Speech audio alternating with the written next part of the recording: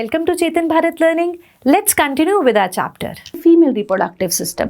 अब ये समझना बहुत ज़रूरी है. Female reproductive system. Whenever a girl is born, तो originally body के अंदर बहुत सारे thousands of immature eggs present हैं.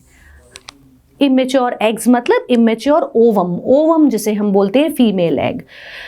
And gradually जब puberty आती है, जब टीनेज आती है, प्यूबर्टी के बाद ये एग्स मंथ में मेच्योर होना शुरू करते हैं. Every month one egg is matured in a female. फिर ध्यान से सुनिए, when a female is born it has a number of immature eggs. So on reaching puberty some of them start maturing and one egg is produced every month by one of the ovaries. अब उससे पहले मैं आपको reproductive system भी बता देती हूँ. जैसे मेल्स में है अ पेयर ऑफ टेस्टीज, वैसे ही फीमेल में है अ पेयर ऑफ ओवरीज. ठीक, which are joined by which are connected to the fallopian tubes. ये जो आप दो ट्यूब्स देख रहे हैं ये फलोपियन ट्यूब्स हैं which enter into the uterus, और जिसे हम वूम भी कहते हैं. And the narrower part of this uterus is called as cervix and the outer part is called as the vagina. ठीक, तो ये है फीमेल रिप्रोडक्टिव सिस्टम जिसमें ओवरीज में बनते हैं. Every month one ovum is released from one of the ovaries. And this ovum is taken down by the fimbriae. ये जो finger like structures दिख रहे हैं आपको, इन्हें fimbriae बोलते हैं. ओवम यहाँ से मूव करेगा into the fallopian tube. ठीक जी, and then it gradually goes into the uterus.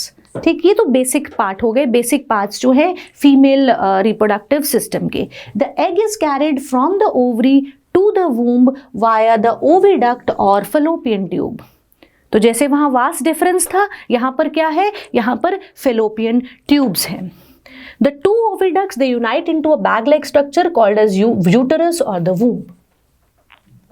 ठीक, अब जैसे ही ये ओवम रिलीज होता है, फीमेल यूटरस में कुछ चेंजेस आने शुरू होते हैं. यानी कि फीमेल यूट्रस को लगता है कि अब एग आ गया, अब इस एग को कब फर्टिलाइजेशन हो जाएगी और इसकी इम्प्लांटेशन हो जाएगी इनटू द यूटरस, और यूटरस में डेवलप होना शुरू होगा एक नया एम्ब्रियो. सो रिमेंबर, अभी पहले हम बात करेंगे कि अगर एग फर्टिलाइज हो जाता है, जो कि जनरली जो है हम बात करते हैं मैरिजेबल एज में, जहां पर the person is entering into family making. ठीक है, into the person is taking a big responsibility of bearing a child. तो वहां पर क्या होगा, the ovum is released, one ovum is released every month from one ovary. ये ovum जो है यहाँ इस फेलोपियन ट्यूब में आ जाता है. Via the penis, during the sexual act, the sperms are injected into the vagina and they travel to this fallopian tube. और यहाँ पर इस fallopian tube के अंदर the sperm meets ovum.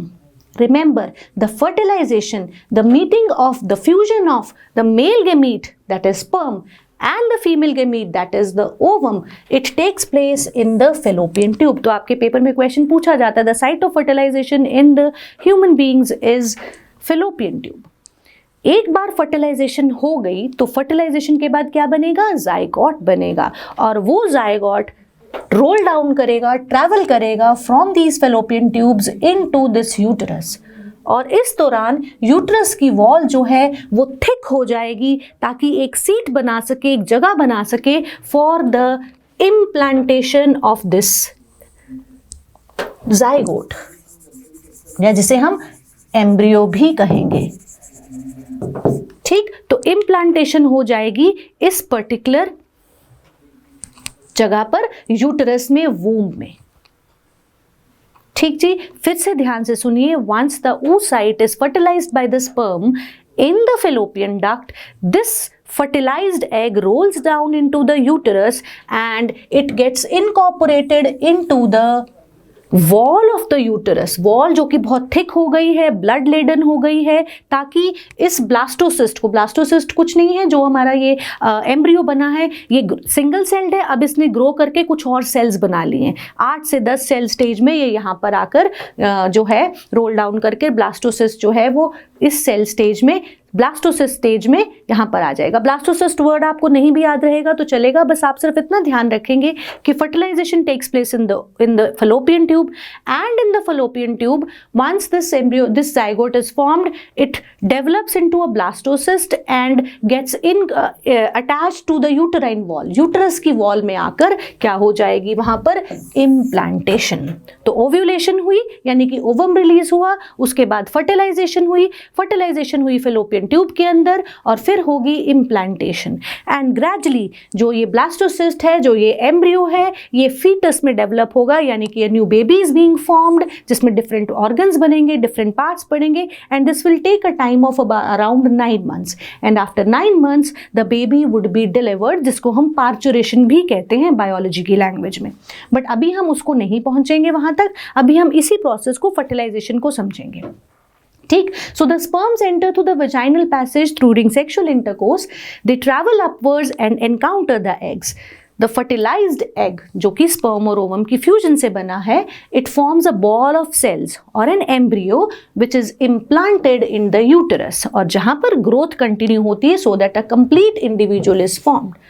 And for this purpose, the lining of the uterus becomes thick and is richly supplied with blood, क्योंकि blood से ही सारी nourishment मिलेगी to the growing embryo। ये बात की थी हमने उन लोगों की जो कि एक फैमिली मेकिंग में आ रहे हैं, जो कि सेक्सुअली एंड मेंटली भी उतने मैच्योर हैं। But when we come to the puberty age, जब हम प्यूबर्टी एज में आ गए वहां पर तो ऐसा नहीं होता। बेशक हम सेक्सुअली मैच्योर हो गए, बट सेक्सुअल एक्ट्स या गेटिंग इनटू फैमिली फॉर्मेशन ये तो अभी नहीं होता। ठीक, तो वहां पर क्या होगा, वहां पर जहां पर ओवम मैच्योर नहीं हो रहा, वहां पर खास इंपॉर्टेंट बात होगी कि इसी ओवम को रिलीज कर दिया जाएगा बॉडी से। ठीक जी, तो बॉडी से रिलीज करना भी अभी पढ़ेंगे। उससे पहले एक छोटी सी बात और आपसे बता दूं, जो एम्ब्रियो बनता है वो इम्प्लांटेशन हो गई है इन द यूटरस, और वहां पर एक स्पेशलाइज्ड टिश्यू बन जाता है जिसे कहा जाता है प्लेसेंटा। यहां पर आप देख रहे हैं, अब फीमेल बॉडी के अंदर, यूटरस के अंदर इम्प्लांटेशन हो गई, फीटस डेवलप होना शुरू हो गया, यानी कि अब न्यू बेबी फॉर्मेशन शुरू हो गई है। तो यहाँ पर एक स्पेशलाइज्ड टिश्यू बन जाता है प्लेसेंटा, और ये प्लेसेंटा होता है रिचली सप्लाइड विद ब्लड, क्योंकि बेबी खुद फीड नहीं कर सकता। जो भी फीड जानी है, जो भी न्यूट्रिशन जानी है, वाया प्लेसेंटा जाएगी, वाया ब्लड वेसल्स जाएगी। सो यहाँ पर प्लेसेंटा के 2 पार्ट्स होंगे, the fetal part and the mother part, जो कि एम्ब्रियो को न्यूट्रिशन देगी और जो एम्ब्रियो के वेस्ट प्रोडक्ट्स को भी बाहर रिमूव कराएगी वाया द प्लेसेंटा। जो है ब्लड के डिफ्यूजन के थ्रू वेस्ट प्रोडक्ट्स बाहर दिए जाएंगे और यूजफुल चीजें जो हैं वो फीटस तक पहुंचाई जाएंगी। So placenta is a disc shaped structure embedded in the uterine wall, यानी कि यूटरस की वॉल के साथ अटैच्ड है एक डिस्क लाइक स्ट्रक्चर है placenta, which is richly supplied with the blood and it is formed of villi, finger like projections present हैं जिसके अंदर बहुत सारा ब्लड है ताकि लार्ज सरफेस एरिया हो सके for the absorption of glucose, energy पहुंच सके डेवलपिंग फीटस तक, और ऑक्सीजन। सो सब मटेरियल जो हैं वाया प्लेसेंटा पहुंचेंगे डेवलपिंग फीटस तक। Clear? And gradually the fetus grows. The developing embryo will also generate certain waste products. Obviously digestion तो हो ही रही है, digested matter जा रहा है, but digested waste भी होगा, तो वो waste भी remove किया जाएगा by transferring into the mother's blood through the placenta. So placenta एक close connection है जिसमें एक part जो है वो mother का होगा, एक फीटस का होगा। तो क्लोज कनेक्शन है जहां से मदर के पार्ट से बेबी के फीटस में जो है वहां पर डिफ्यूजन होगी of various useful substances and reabsorption of the harmful substances. Clear? तो प्लेसेंटा एक disc like part present in the uterine wall. So development takes about 9 months and then the baby is delivered and parturition takes place, baby birth होता है। अपने इसी chapter का हम बचा हुआ हिस्सा अपने नेक्स्ट वीडियो में करेंगे। तब तक पढ़ते रहिए एंड थैंक यू।